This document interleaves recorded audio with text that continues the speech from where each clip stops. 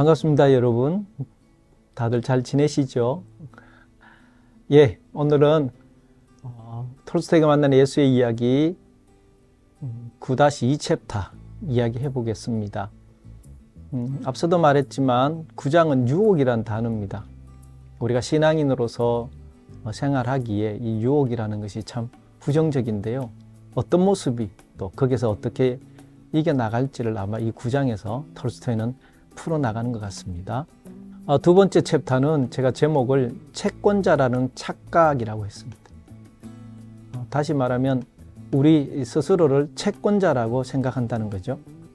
그 이야기를 이번 챕터에서 어떻게 풀었는지 이야기하려고 합니다. 우리가 함께 읽고 있는 책 279쪽에서 284쪽이고요.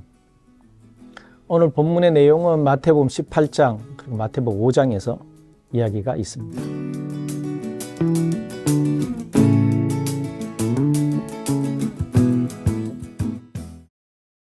첫 번째 계명을 거스르는 유혹 때문에 사람들은 자기는 옳고 다른 사람들은 그르다고 생각한다.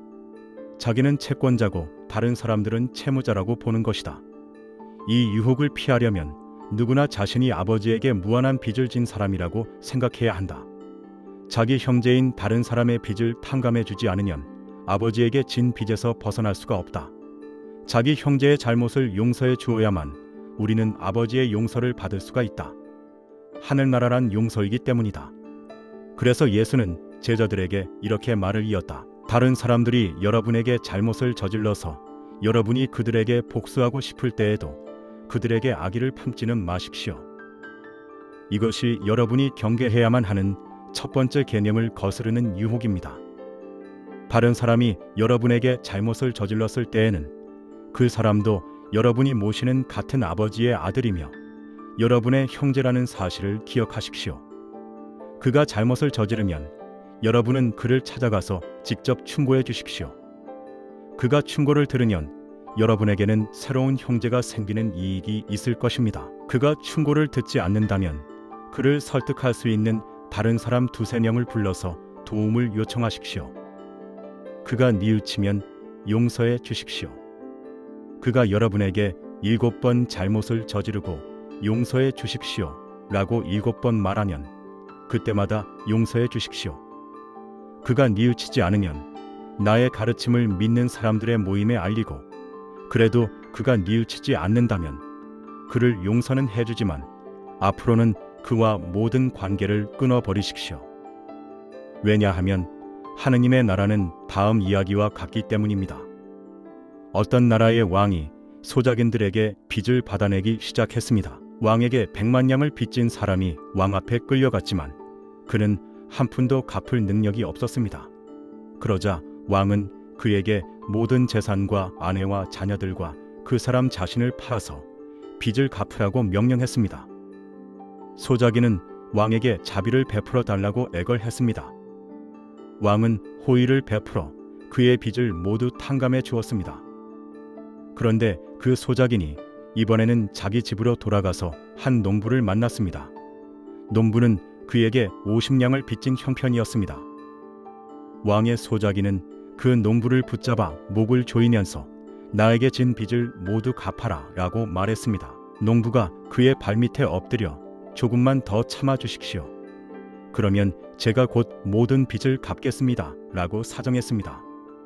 그러나 소작이는 자비를 베풀지 않았고 농부를 감옥에 쳐넣어 모든 빚을 갚을 때까지 그가 감옥살이를 하도록 했습니다. 다른 농부들이 그런 꼴을 보고는 왕에게 가서 소작인이 한 짓을 일러바쳤습니다. 그러자 왕이 소작인을 불러서 이 나쁜 놈아, 나는 네가 애걸했기 때문에 네 빚을 모두 탕감해 주었다. 내가 너에게 호의를 베풀었으니까 너도 내게 빚진 사람에게 호의를 베풀었어야 마땅하다고 호통을 쳤습니다. 왕은 몹시 화가 났습니다.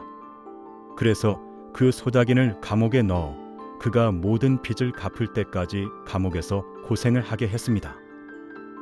아버지도 여러분에게 이와 같이 조치할 것입니다. 여러분이 자기에게 잘못을 저질렀다고 보이는 사람들을 진심으로 용서해 주지 않는다면 아버지도 여러분을 용서하지 않을 것입니다. 다른 사람과 분쟁이 발생하면 재판소에 가기 전에 서로 화해하는 것이 더 낫다는 것을 여러분은 잘 압니다.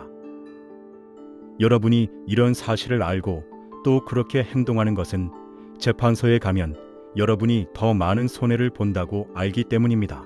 그러므로 모든 악의에 관해서도 마찬가지입니다.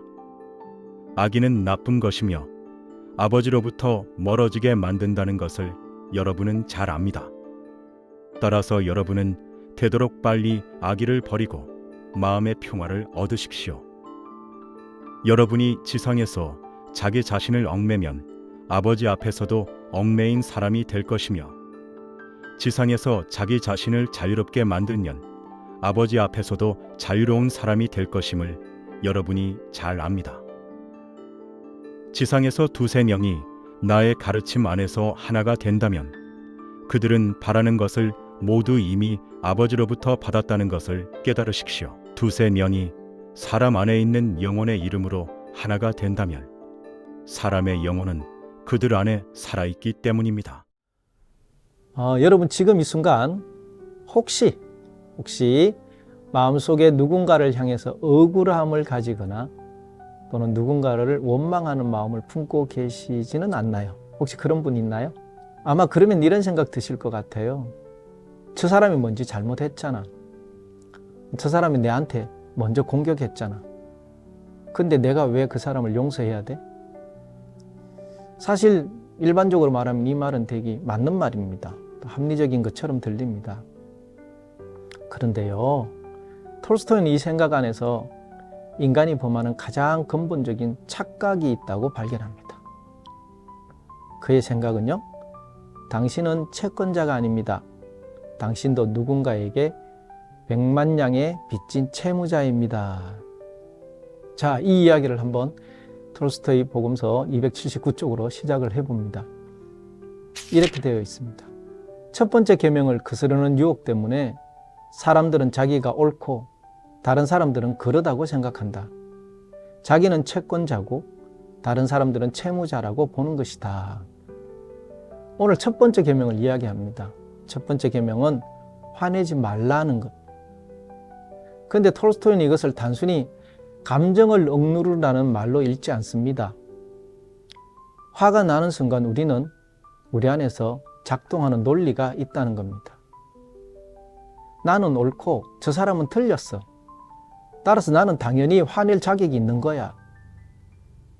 톨스토이는 바로 이 논리, 나는 채권자라는 자아상이 인간을 하나님으로부터 얼마나 멀어지게 하는지 가장 교묘한 유혹이라고 말합니다. 오늘 그 유혹의 정체를 여러분들과 함께 한번 들여다보려고 합니다. 예수님은 먼저 아주 구체적인 지침을 주셨습니다. 280쪽입니다. 다른 사람이 여러분에게 잘못을 저질렀을 때에는 그 사람도 여러분이 모시는 같은 아버지의 아들이며 여러분의 형제라는 사실을 기억하십시오. 그리고 이어서 이렇게 말씀하십니다. 그가 잘못을 저지르면 여러분은 그를 찾아가서 직접 충고해 주십시오. 그가 충고를 들으면 여러분에게는 새로운 형제가 생기는 이익이 있을 것입니다. 자, 잠깐 이 장면을 한번 그려보실까요? 누군가가 나에게 잘못을 했습니다. 그래서 화가 납니다. 근데 예수님은 이렇게 말씀하시는 겁니다. 그를 찾아가라고. 그를 멀리하거나 뒷말하거나 마음속에 원한을 쌓지 말라는 것입니다. 직접 찾아가서 충고하라는 것. 그리고 그가 그래도 듣지 않으면 두세 명을 불러서 다시 시도하라고 하는 겁니다. 그래도 듣지 않으면요, 280쪽에 이렇게 말합니다. 그가 여러분에게 7번 잘못을 저지르고 용서해 주십시오라고 7번 말하면 그때마다 용서해 주십시오. 7번? 사실은 톨스토이는 이것을 숫자적인 문제를 보지 않는 거 아시겠죠, 여러분? 용서는 한계가 없다는 것을 톨스토이는 선언하고 있는 것입니다. 그러면 여러분, 왜 용서해야 할까요? 왜 우리는 용서라는 것을 해야 할까요? 예수님은 비유로 말씀하셨습니다. 어떤 왕이 100만 양을 빚진 소작인을 불렀습니다. 그는 한 푼도 갚을 능력이 없었습니다. 그러나 왕은 그의 모든 빚을 탕감해 주었죠. 그런데 그 소작인이 집으로 돌아가는 길에 자기 자신에게 50냥을 빌린 농부를 만납니다. 그 자리에서 그 사람이 멱살을 잡습니다. 목을 조릅니다. 그러면서 말하죠. 야, 당장 갚아. 그 농부는 사정을 합니다. 그러나 소작이는 그 말을 들어주지 않고 그 농부를 감옥에 쳐넣습니다. 이 소식을 왕이 듣게 되었죠. 그 소작인을 불러 한마디 합니다. 282쪽에 내가 너에게 호의를 베풀었으니까 너도 네게 빚진 사람에게 호의를 베풀어야 마땅하지 않냐. 톨스토이는 이 비유에서 인간 존재의 가장 근본적인 진실을 발견합니다.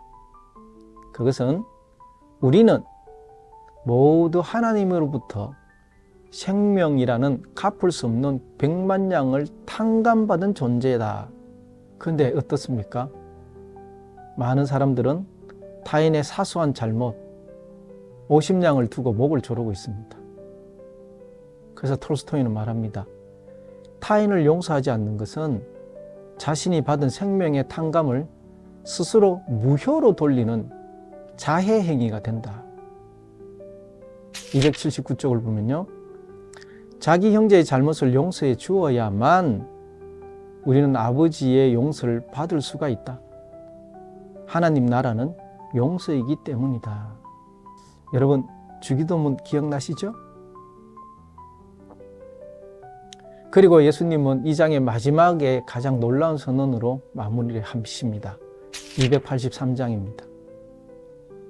여러분, 지상에서 자기 자신을 얽매면 아버지 앞에서도 얽매인 사람이 될 것이며 지상에서 자기 자신을 자유롭게 만들면 아버지 앞에서도 자유로운 사람이 될 것입니다. 교회는 오랫동안 이 구절을 교황권이나 제도적 권위의 근거로 삼아왔습니다. 그런데 톨스토이는 이것을 완전히 다르게 해석합니다. 메고 푸는 것은 사제나 교회가 아니라 내 마음이 한다는 겁니다. 원한으로 스스로를 얽매면 하나님 앞에서도 구속된 상태가 됩니다. 반대로 용서로 그들을 대하면 자유로워지고 하나님 앞에서도 자유를 얻게 된다는 것입니다. 그리고 마지막으로 이 아름다운 한 문장이 나오는데요. 284쪽입니다. 두세 명이 나의 가르침 안에서 하나가 된다면 그들은 바라는 것을 모두 이미 아버지로부터 받았다는 것을 깨달으십시오. 톨스토이에게 진짜 교회, 참된 교회는 건물이 아니라는 겁니다. 바로 교회란 형제애로 하나가 된 두세 사람 사이의 그 공간이라고 말합니다. 바로 그 공간, 그 빈자리에 하나님의 생명이 이미 완전하게 임해 있기 때문입니다. 자, 오늘 이야기를 우리 또 모아볼까요? 톨스토이 결론은 이렇습니다. 분노는 감정의 실패가 아니라 이성의 실패다. 타인을 용서하지 못하는 자는 자신이 우주로부터 생명을 무한으로 빚진 존재라는 사실을 망각하는 것이다. 100만 양을 탕감받은 자가 50냥을 두고 목을 조르는 것, 그것이 용서하지 못하는 우리의 모습이라는 거죠. 그리고 진정한 구원은 웅장한 교회의 건물 안이 아니고 형제를 용서하고 화해하는 사람과 사람 사이 그 빈 공간에 임한다는 것을 말하고 있습니다. 오늘 이 영상을 보고 혹시 이런 생각 드시지 않나요? 내가 지금 누군가의 목을 조르고 있지는 않은가? 괜찮습니다. 우리는 모두 100만 양짜리 채무자입니다. 오늘 하루 마음속에 품고 있는 그 50냥짜리의 원한을 딱 한 번만 내려놓으면 좋겠습니다. 그러면 그 순간 우리가 스스로 얽매인 사슬 하나가 풀리는 게 되거든요. 그리고 바로 그 자리에 하나님의 생명이 들어옵니다. 오늘도 함께 해주셔서 감사합니다.